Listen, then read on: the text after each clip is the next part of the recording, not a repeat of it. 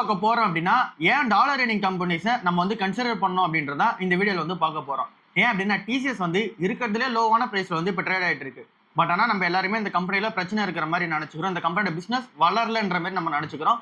But அப்படி கிடையாது அப்படின்றது தான் இந்த வீடியோல வந்து டீட்டெயிலாக பார்க்க போறோம். இது டிசிஎஸ் மாதிரி கம்பெனிக்குன்னு கிடையாது, ஒட்டுமொத்தமா ஐடி கம்பெனிஸ்க்கும் ஃபார்மா கம்பெனிஸையும் நம்ம ஏன் எங்க போர்ட்ஃபோலியோல வைக்கணுன்றதை டீட்டெயிலாக வந்து பார்க்க போறோம். இன்னைக்கான நல்ல மார்க்கெட் வந்து க்ளோஸ்ல இருக்கும். ஏன் அப்படின்னா ராம் நவமிக்காக லீவ் வந்து விட்டுருக்காங்க. ஸோ அதனால இன்னைக்கு நல்ல மார்க்கெட் க்ளோஸ்ல வந்து இருக்கும். சரி, ஓகே. இன்னைக்கு அதனால தான் இங்க ஃபார்மா ஸ்டாக்ஸ் அந்த ஐடி ஸ்டாக்ஸ் ஏன் கன்சிடர் பண்ணோம் அப்படின்னு சொல்லி பார்க்க போறோம். மெயினா டாலர் ஏர்னிங் கம்பெனிஸை கன்சிடர் பண்ண போறோம். சரி, ஓகே. ஃபர்ஸ்டா நம்ம ஏன் இந்த கம்பெனிஸ் வந்து கன்சிடர் பண்ணோம்? இங்க நம்ம டாலர் ஏர்னிங்ஸ் கம்பெனிஸை கன்சிடர் பண்ணோம் அப்படின்னா இங்க டாலர் வந்து ஸ்ட்ரென்த் ஆகிட்டே போகும்போது ருப்பி வந்து வீக் ஆகிட்டே வரும். அப்படி ருப்பி வீக் ஆகுது அப்படின்னும் போது இங்க டாலர்ல வந்து ஏர்ன் பண்ற கம்பெனிஸ் எல்லாமே இங்க $100 ஏர்ன் பண்றாங்க அப்படின்னா அதுக்கு இன்னைக்கான வேல்யூ பார்க்கும்போது ஒரு அமௌண்ட் வந்து இருக்கும். அந்த அமௌண்ட்டோட இப்போ ருப்பியில வந்து இன்னும் அதிகமாக சம்பாதிக்க ஆரம்பிப்பாங்க. ஃபார் எக்ஸாம்பிள், இப்போ $1 ஒரு கம்பெனி வந்து சம்பாதிக்குதுன்னு வச்சுக்கலாம். அந்த $1 வந்து நம்ம ருப்பி கன்வெர்ட் பண்ணி எடுத்துட்டு வரும்போது போன வருஷம் வந்து $87 கன்வெர்ட் பண்ணியிருப்பாங்க. இந்த வருஷம் வந்து $92 வந்து கன்வெர்ட் பண்ணியிருப்பாங்க. ஸோ இப்படி இருக்கும்போது அப்படியே இங்க வருஷம் இங்க போக போக இங்க அதே டாலருக்கு இங்க ருப்பி வந்து இங்க வீக் ஆகிட்டே வர ரீசனால இந்த ஒரு ரீசனால இந்த கம்பெனிஸ் எல்லாம் ப்ராஃபிட் வந்து அதிகமாக காட்ட முடியும், ரெவன்யூ வந்து அதிகமாக காட்ட முடியும். அதனால இந்த கம்பெனிஸ் வந்து நம்ம கன்சிடர் பண்ணிக்கணும். இப்போ நம்ம ஃபார்மா பிசினஸ்ல வந்தோம் அப்படின்னா இங்க நாட்கா ஃபார்மா, ஜைடஸ் லைசன்சஸ் அண்ட் தென் இங்க வந்து இங்க டாக்டர் ரெட்டி, அப்புறம் வந்து இங்க சிப்லா கம்பெனி வந்து எடுத்துப்போம். இந்த கம்பெனிஸ் எல்லாமே அதிகமாக ஓவர்சீஸ் மார்க்கெட்ல இருந்து சம்பாரிச்சுக்கிட்டு இருக்காங்க. For example, Natco Pharma company 80% of revenue யூஎஸ்ல இருந்து தான் வந்து வருது. சிப்லா கம்பெனியோட ரெவன்யூல 60% இங்க வந்து ஓவர்சீஸ் மார்க்கெட்ல இருந்து வருது, யூஎஸ் மார்க்கெட்ல இருந்து வந்துட்டு இருக்கு. மீதி இருக்க 40% இந்தியாவில் வந்து ஸ்ட்ராங்கா வந்து இருக்காங்க. அண்ட் நீங்க doctor Reddy and then Zydus எடுத்தோம் அப்படின்னா 70-75% ஆஃப் த ரெவன்யூ வந்து இங்க யூஎஸ்ல இருந்து சம்பாரிச்சுக்கிட்டு இருக்காங்க. ஸோ இப்படி இருக்கும்போது அந்த கம்பெனி எல்லாமே யூஎஸ்ல இருந்து அதிகமாக சம்பாதிக்கிறாங்கல்ல, அந்த ஒரு டாலர் ஏர்னிங் ஒரு ருப்பி டேர்ம்ல கன்வெர்ட் பண்ணுவாங்க. அப்படி இருக்கும்போது இந்த கம்பெனிஸ் எல்லாமே ஒரு பெரிய பிளஸா இருக்கும். பட் ஆனால் இந்த ஒரு ஃபார்மா கம்பெனிஸ் பொறுத்தவரை பார்ஷியலா தான் பெனிஃபிட்டா வந்து இருக்கும். என்ன ரீசனால பார்ஷியலா தான் இந்த கம்பெனிஸ் பெனிஃபிட்டா இருக்கும் அப்படின்னா இவங்க ரா மெட்டீரியல்ஸுமே யூஎஸ்டில தான் கொடுத்து வாங்குவாங்க. அதனால டாலர் ரிசர்வ் அப்படியே வந்து வச்சிருப்பாங்க. திரும்ப டாலர்லேயே நிறைய ரா மெட்டீரியல்ஸ் வாங்குற ரீசனால ஓரளவுக்கு பார்ஷியலான பெனிஃபிட் தான் இந்த கம்பெனிஸ்க்கு வந்து இருக்கும். பட் ஆனாலுமே யூஎஸ் பிசினஸ்னால மார்ஜின் வந்து 25% 60% வரைக்கும் மார்ஜின் வந்து இருக்கும். இதுவே இங்க இந்தியா பிசினஸோட மார்ஜின் வந்து ருப்பியில சம்பாரிச்சாங்க அப்படின்னா 15-20% தான் மார்ஜின் வந்து இருக்கும். ஸோ அதனால டாலர் ஏர்ன் பண்ணும்போது கொஞ்சம் பெனிஃபிட்டா தான் இந்த கம்பெனிஸ் வந்து இருக்கு. எவ்வளவு எக்ஸாக்டா ஏர்ன் பண்ணிருக்காங்க அப்படின்னு சொல்லிட்டு ஒரு அமௌண்ட் வந்து பார்ப்போம். இப்போ உங்களுக்கு ஸ்கிரீன்ல ஒரு டேட்டா ஒன்று வரும். அதுல டாலர் ரெவன்யூ அதை வந்து நம்ம எஸ்டிமேஷனோட வச்சு நம்ம பண்ணிருக்கோம். ஸோ இருக்கிற டாலர் ரெவன்யூ அப்புறம் plus estimation financial year 2022 dollar ஏர்னிங்கா மட்டும் $2.5 பில்லியன் வந்து சம்பாதிச்சிருக்காங்க. இது வந்து ஓவரால் அந்த ஃபினான்ஷியல் இயர் 2022 அவங்க சம்பாதிச்ச நம்பர் வந்து $2.5 பில்லியன். இது வந்து டாலர்ல நம்ம சொல்றோம். ஃபினான்ஷியல் இயர் 2025 $3.2 பில்லியன் சம்பாதிச்சிருப்பாங்க. ஃபினான்ஷியல் இயர் 2028 எஸ்டிமேஷன்ஸ் நம்ம பண்ணிருக்கோம். இப்போ வந்து ஃபினான்ஷியல் இயர் 2022 to 28 வந்து $0.7 பில்லியன் வந்து அதிகமாக சம்பாதிச்சிருக்காங்க. அதே $0.7 பில்லியன் அப்படின்ற மாதிரி நம்ம வந்து எஸ்டிமேஷன் வச்சோம் அப்படின்னா $4.5 பில்லியன் வந்து ஃபினான்ஷியல் இயர் 2028 டாக்டர் ரெட்டியை வந்து சம்பாதிச்சிருப்பாங்க. சிப்லா வந்து $2.2 பில்லியன் வந்து ஃபினான்ஷியல் இயர் 2022 சம்பாதிச்சாங்க. ஃபினான்ஷியல் இயர் 2025 $3 பில்லியன் வந்து சம்பாதிச்சிருக்காங்க. ஸோ அப்படியே நம்ம எஸ்டிமேஷன் வச்சோம் அப்படின்னா $4 பில்லியன் வரைக்கும் சம்பாதிப்பாங்க. ஜைடஸ் வந்து $2 பில்லியன், அப்புறம் வந்து financial year 2022 $2.5 billion, financial year 2028 $3.5 billion, Natco வந்து $0.4 பில்லியன் அண்ட் தென் இங்கே financial year 2025 $0.5 billion, financial year 2028 estimation வந்து $0.8 பில்லியன். இப்போ நம்ம இந்த டாலர்ல பார்த்தோம்னா அது அப்படியே ருப்பி டேர்முக்கு கன்வெர்ட் பண்ணுவோம். ருப்பி ஃபினான்ஷியல் இயர் 2022 75 to 80 வந்து இருந்துச்சு. ஃபினான்ஷியல் இயர் 2025 83 to 87 வந்து ட்ரேட் ஆகிட்டு இருந்துச்சு. ஃபினான்ஷியல் இயர் 2028 $100 வந்து கண்டிப்பாக வந்து போயிடும். ஏன் அப்படின்னா இப்பயே $94 வந்து இருக்கு, 93 to 94 வந்து இருக்கு. அப்படி இருக்கும்போது ஆவரேஜா பர் இயருக்கு 4% வந்து ருப்பி வந்து விழும். அதே டிப்ரிசியேஷன் அமௌண்ட் நம்ம ஆட் பண்ணோம் அப்படின்னாலே $100 போயிடும். சரி, ஓகே. இந்த ஒரு எஸ்டிமேஷன் வச்சு நம்ம USD to INR அப்படியே கால்குலேட் பண்ணி நம்ம பார்ப்போம். இப்போ நம்ம டாலர்ல பார்த்தோம்னா அது அப்படியே ருப்பிக்கு நம்ம மாற்றணும் அப்படின்னா ஃபினான்ஷியல் இயர் 2022 இங்க ருப்பியோட வேல்யூ 75 to 80 வந்து இருந்துச்சுல. டாக்டர் ரெட்டி வந்து 19,000 20,000 கோடி ரூபாய் வந்து இங்க ரெவன்யூ வந்து மேக் பண்ணியிருப்பாங்க. சிப்லா 17,000 18,000 கோடி, ஜைடஸ் 15 16,000 கோடி, நாட்கோ 3,000 கோடி. அப்படியே ஃபினான்ஷியல் இயர் 2025 டாலருக்கு அகேன்ஸ்டா நம்ம ருப்பியோட வேல்யூ வந்து விழுந்து 83 to 87 வந்து ஆயிடுச்சு. அதனால டாக்டர் ரெட்டியோட ரெவன்யூ வந்து 28 30,000 கோடியா வந்து இன்க்ரீஸ் ஆயிருக்கு.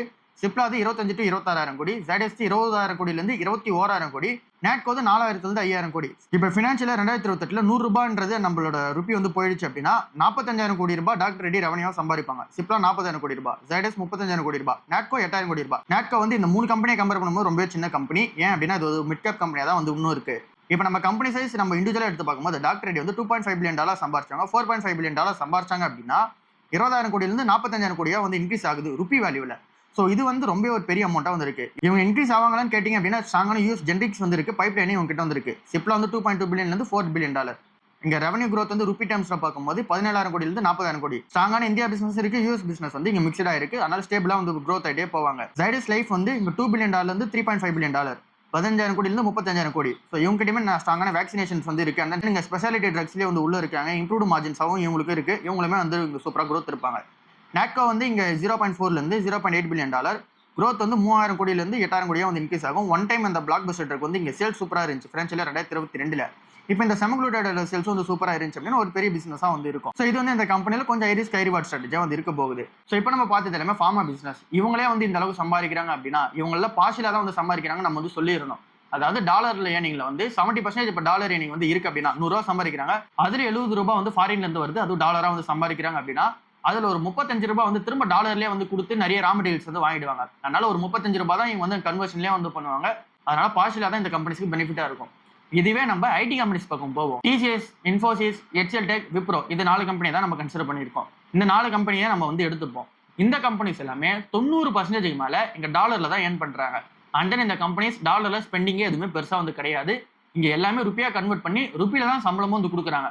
ஸோ அப்படி இருக்கும்போது டாலர்ல இந்த கம்பெனிக்கு பெரிய பிரச்சனையா வந்து கிடையாது. ஸோ டாலர்ல ஏர்ன் பண்றாங்க, ருப்பியில கன்வெர்ட் பண்ணிடுறாங்க, அதுக்கப்புறம் தான் சேலரி எல்லாமே கொடுக்குறாங்க. ஸோ டாலரா இவங்க ஸ்பெண்ட் பண்றதுன்ற ஏரியாவே ரொம்பவே கம்மியா வந்திருக்கு.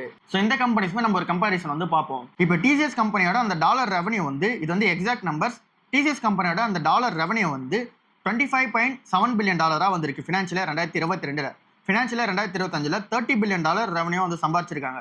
ஃபினான்ஷியல் 2028ல எஸ்டிமேஷன் வந்து $35 பில்லியன் போகும் அப்படின்ற நம்ம எஸ்டிமேஷன்ஸ் வந்து வச்சுக்கலாம். இது எல்லாமே டாலர்ல. அதிகமாக இந்த கம்பெனிஸ் டாலர் தான் ஏர்ன் பண்றாங்க. இன்ஃபோசிஸ் கம்பெனி வந்து $16.3 பில்லியன் ஃபினான்ஷியல் 2022ல சம்பாதிச்சாங்க. ஃபினான்ஷியல் 2025ல $19 பில்லியன், 28ல $24 பில்லியன் சம்பாதிப்பாங்கன்ற எஸ்டிமேஷன்ஸ். HCLTech வந்து $11.5 பில்லியன், ஃபினான்ஷியல் 2025ல $13.5 பில்லியன், இங்க ஃபினான்ஷியல் 2028ல $18 பில்லியன் சம்பாதிப்பாங்கன்னு சொல்லி வச்சுக்கலாம். விப்ரோ கம்பெனி வந்து $10.5 பில்லியன் ஃபினான்ஷியல் 2022ல, ஃபினான்ஷியல் 2025ல $10.4 பில்லியன், ஃபினான்ஷியல் 2028ல $12 பில்லியன். நம்ம ஏன் ஃபினான்ஷியல் 2022ல நம்ம வந்து பேச எடுக்கிறோம் அப்படின்னா அப்பதான் இந்த ஐடி கம்பெனிஸ் எல்லாமே ரொம்ப டிராப்ல வந்து இருந்துச்சு.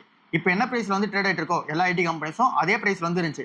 டிசிஎஸ் கம்பெனிலாம் வந்து $3,000 கீழே வந்து அப்பதான் ட்ரேட் ஆக ஆரம்பிச்சு, திரும்ப வந்து $3,000 கீழே இறக்கவில்லை, திரும்ப ஏத்திட்டாங்க. ஆனா இப்போ $2,500 கீழே போய் $2,300 சில்லறையில் வந்து ட்ரேட் ஆயிட்டு இருக்கு. ஸோ அப்படி இருக்கும்போது இந்த கம்பெனிஸோட ரெவன்யூ எப்படி இன்க்ரீஸ் ஆயிருக்கு அப்படின்னு சொல்லிட்டு நம்ம பார்த்துட்டு இருக்கிறதுக்கான ரீசன் வந்து ஃபினான்ஷியலா 2022 விட இப்போ வந்து அதிகமாக தான் சம்பாதிச்சிட்டு இருக்காங்க. ஸோ அதனால இப்போ வந்து ஸ்ட்ராங்கான growth வந்து இருந்துட்டே தான் இருக்கு. ஃபியூச்சர்ல தான் growth இருக்காதுன்னு சொல்லி இங்க கஸ்டமர்ஸ் எல்லாம் அடிக்கிறாங்க அப்படின்றதுக்காக தான் இந்த ஒரு டேட்டா வந்து பார்த்துட்டு இருக்கோம். அதே சேம் ருப்பியோட அந்த ஒரு அசம்ஷன் தான் வந்து இருக்கு. ஃபினான்ஷியல் 2022ல 75 to 80 ரூபாய், ஃபினான்ஷியல் 2025ல 83 to 87 ரூபாய், ஃபினான்ஷியல் 2028ல 100 ரூபான்றது அசம்ஷன்ஸ். ஸோ இப்போ இதுக்கு அவங்க எவ்வளோ ரெவன்யூ சம்பாதிச்சிருப்பாங்க அப்படின்னா ஃபினான்ஷியல் 2022ல டிசிஎஸ் வந்து $1.9 லட்சம் கோடி சம்பாதிச்சிருப்பாங்க. இன்ஃபோசிஸ் வந்து $1.25 லட்சம் கோடி சம்பாதிச்சிருப்பாங்க. HCLTech வந்து 0.85 lakh crores வந்து சம்பாதிச்சிருப்பாங்க. விப்ரோ வந்து 0.8 lakh crore வந்து சம்பாதிச்சிருப்பாங்க ஃபினான்ஷியல் 2022ல. இப்போ வந்து அப்படியே ருப்பி வந்து டிப்ரிசியேஷன் வந்து ஆகுது. அந்த ருப்பி டிப்ரிசியேஷன் ஆகும்போது இங்க $2 லட்சம் கோடி கிட்ட சம்பாதிச்ச அந்த டிசிஎஸ் கம்பெனி வந்து அப்படியே $2.5 லட்சம் கோடி வந்து சம்பாதிக்க ஆரம்பிக்கிறாங்க. இன்ஃபோசிஸ் கம்பெனி வந்து $1.25 லட்சம் கோடி சம்பாதிச்சவங்க வந்து $1.6 லட்சம் கோடி சம்பாதிக்க ஆரம்பிக்கிறாங்க. HCLTech வந்து 1.1 lakh crore சம்பாதிக்க ஆரம்பிக்கிறாங்க. விப்ரோ வந்து ரெவன்யூ ஆக்சுவலா வந்து டிக்ளைன் ஆயிருக்கு. $10.5 பில்லியன் போன வருஷம்னா, அதாவது ஃபினான்ஷியல் 2022ல அப்படின்னா ஃபினான்ஷியல் 2025ல வந்து இங்க வந்து $10.4 பில்லியன் தான் சம்பாதிச்சாங்க. ஸோ அப்படி இருக்கும்போதுமே ருபி டேர்ம்ஸ்ல பார்க்கும்போது 0.89 lakh crore வந்து சம்பாதிச்சிருக்காங்க. 9,000 கோடி ரூபாய் கிட்ட வந்து அதிகமா சம்பாதிச்சிருக்காங்க. ஸோ அப்படின்னா இதுல இருந்து என்ன தெரியுது, இந்த கம்பெனியோட பிசினஸ் வந்து இங்க டாலர்ல ரெவன்யூ சேமான ரெவன்யூ ஜென்ரேட் பண்ணாலும் கூட ருபி வில்ற ரீசனால 9,000 கோடி ரூபாய் இந்த கம்பெனியால எக்ஸ்ட்ரா சம்பாதிக்க முடியும் விப்ரோ கம்பெனியால. ஃபினான்ஷியல் 2028ல அசம்ஷன்ஸ் நம்ம வைக்கும் போது 100 ரூபான்றது அசம்ஷன் வந்து இப்போ டிசிஎஸ் வந்து 3.5 லட்சம் கோடி ரூபாய் சம்பாதிச்சிருப்பாங்க. இன்ஃபோசிஸ் வந்து 2.4 லட்சம் கோடி ரூபாய் சம்பாதிச்சிருப்பாங்க. HCLTech வந்து 1.8 லட்சம் கோடி ரூபாய் சம்பாதிச்சிருப்பாங்க. விப்ரோ வந்து 1.2 லட்சம் கோடி ரூபாய் வந்து சம்பாதிச்சிருக்காங்க. எப்படி இந்த கம்பெனி சம்பாதிக்கிறதுக்கான சான்சஸ் வந்து இருக்கு. இப்போ நம்ம கம்பெனி வைஸ் நம்ம டீப்பான அண்டர்ஸ்டாண்டிங் போனோம் அப்படின்னா டிசிஎஸ் கம்பெனி வந்து $25 பில்லியன் இருந்து $35 பில்லியன். growth பொறுத்தல ருப்பியோட growth பொறுத்தல இங்க வந்து 2 லட்சம் கோடி ரூபாய் கிட்ட இருந்த கம்பெனி வந்து 3 லட்சம் கோடி ரூபாய் சம்பாதிக்க ஆரம்பிச்சிருவாங்க. இன்ஃபோசிஸ் கம்பெனி வந்து $16 பில்லியன் இருந்தவங்க $24 பில்லியன் வந்து இன்க்ரீஸ் ஆயிடுவாங்க. growth வந்து 1,25,000 கோடியில இருந்து 2,40,000 கோடியா வந்து இன்க்ரீஸ் ஆக ஆரம்பிச்சிருவாங்க. இங்க ருப்பி டேர்ம்ஸ்ல நம்ம பார்க்கும்போது அதுக்கேற்ற மாதிரி இவங்க டீல்ஸ் இருந்துட்டு தான் இருக்கு. அதை பத்தியுமே நம்ம டீட்டெயில வந்து கீழே போட்டிருக்கோம். இன்ஃபோசிஸ் கம்பெனிக்கு வந்து என்ன அப்படின்னா இங்க ஆர்டிஃபிஷியல் இன்டெலிஜென்ஸ் சொல்லியே வந்துட்டாங்க. அதுக்கான அந்த அப்டேட்ஸ் நம்ம பார்த்துட்டு இருக்கோம். டிசிஎஸோட ஃபாஸ்டான growthல வந்து இருக்காங்க. இன்ஃபோசிஸ் கிட்ட டாப்பர்ஸ்னு சொல்லிட்டு ஒரு பிளாட்ஃபார்ம் இருக்கு. டிசிஎஸ் கிட்டயுமே அதுக்கேற்ற மாதிரி பைப்லைன்ஸ் வந்து இருக்கு. அவங்க கிட்டயுமே அதுக்கான பிளாட்ஃபார்ம்ஸ் வந்து இருக்கு. HCLTech கம்பெனி ஃபுல்லா ஆட்டோமேஷன் அண்ட் ரோபோட்டிக்ஸ்ல போயிட்டாங்க. அவங்களோட growthமே $11.5 பில்லியன் இருந்து $18 பில்லியன் growth ஆகும்.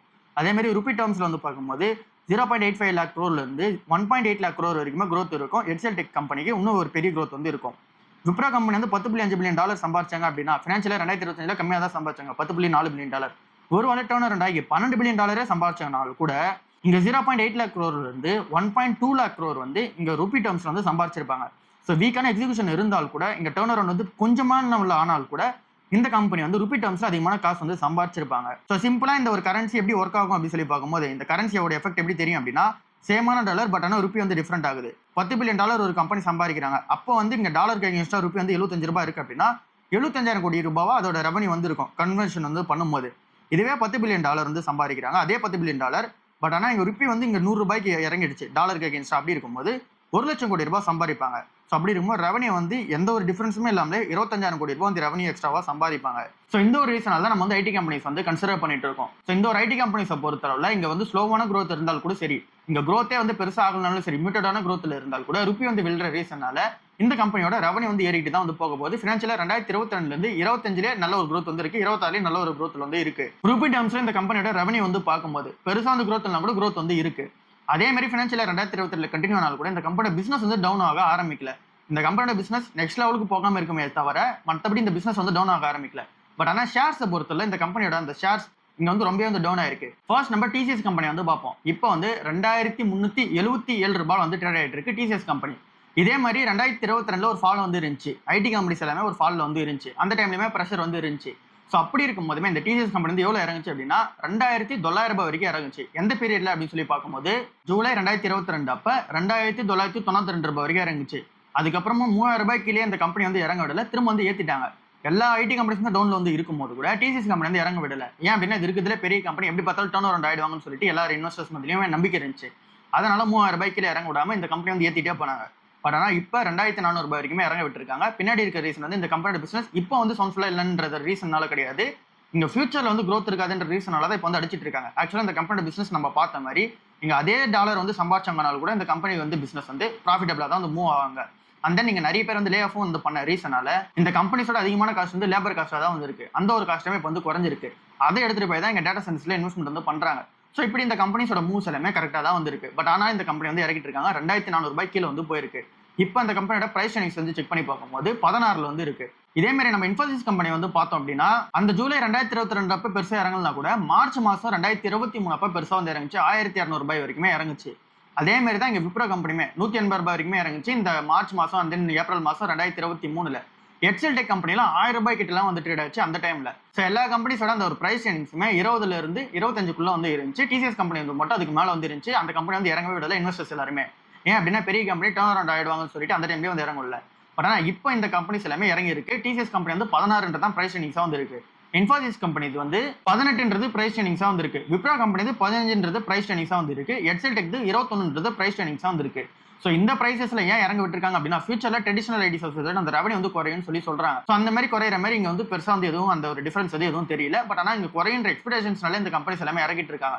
ஸோ அதனால தான் இந்த டைம்ல நம்ம வந்து ஆப்பர்ச்சுனிட்டியா பார்த்து கன்சிடர் பண்ணோம். இப்போ நம்ம கிட்ட இருக்கிற ஒரே பிரச்சனை என்ன அப்படின்னு சொல்லி பார்க்கும்போது இப்போ இந்த கம்பெனியோட பிசினஸ் வந்து எந்த ஒரு நெகட்டிவான இம்பாக்ட் கிடையாது.